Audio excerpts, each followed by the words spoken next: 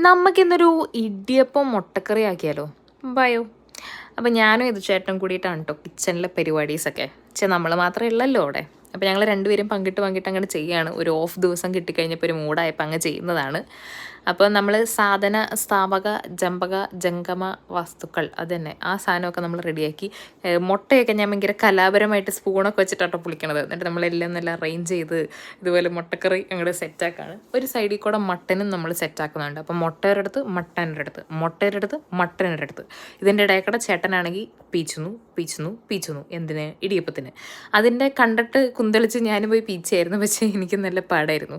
അതിനിടയിൽ മട്ടനൊക്കെ വിസിലൊക്കെ വരുന്നുണ്ട്. അപ്പോഴത്തേനും നമ്മുടെ ഇടിയപ്പം റെഡിയായി. പിന്നെ ചേട്ടനൊന്ന് പോയി പ്രാർത്ഥിച്ചു. ഞാൻ കിടക്കുന്നതിന് മുമ്പ് പ്രാർത്ഥിക്കാറുള്ളൂ. ഇടയ്ക്കിടയ്ക്ക് പ്രാർത്ഥിക്കുന്ന സ്വഭാവം എനിക്കില്ല.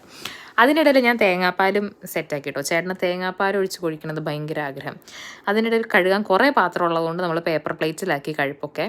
അങ്ങനെ നമ്മുടെ മട്ടനും സെറ്റായിട്ടുണ്ട്, മുട്ടയും സെറ്റായിട്ടുണ്ട്, ഇടിയപ്പവും തേങ്ങാപ്പാലും ചായയും എല്ലാം സെറ്റായി. ഇത് കണ്ടോ, റീത്ത് പോലുള്ള ഒരു ഇടിയപ്പം ഏറ്റവും മേളിലത്തെ ആദരാഞ്ജലികൾ നേർന്നുകൊണ്ട് ഞങ്ങളത് കഴിക്കാൻ തുടങ്ങുകയാണ്. നടുക്കോട്ടൊരു മുട്ടയൊക്കെ എടുത്തിട്ട് നല്ല സെറ്റായിട്ട്. അപ്പം ഈ ഇടിയപ്പമൊക്കെ എനിക്ക് ഭയങ്കര ഇഷ്ടമുള്ള ഒരു സാധനമാണ്. ചെറുപ്പത്തിൽ അങ്ങനെ ഒത്തിരി ഒന്നും വീട്ടിലുണ്ടാക്കത്തില്ലായിരുന്നു. ഈ ഇടയാണ് കുറേയും കൂടെ ഉണ്ടാക്കി തുടങ്ങിയത്. അപ്പം എനിക്ക് നല്ല ഇഷ്ടമുള്ളൊരു ഐറ്റമാണ് ഇടിയപ്പം. അപ്പം ഞങ്ങൾ തന്നെ ഉണ്ടാക്കിയിട്ട് ഞങ്ങൾ തന്നെ കഴിച്ചിട്ട് ഞങ്ങൾ തന്നെ സൂപ്പറാന്ന് പറയുന്ന രംഗമാണ് ഗൈസ് നിങ്ങൾ കണ്ടുകൊണ്ടിരിക്കുന്നത്.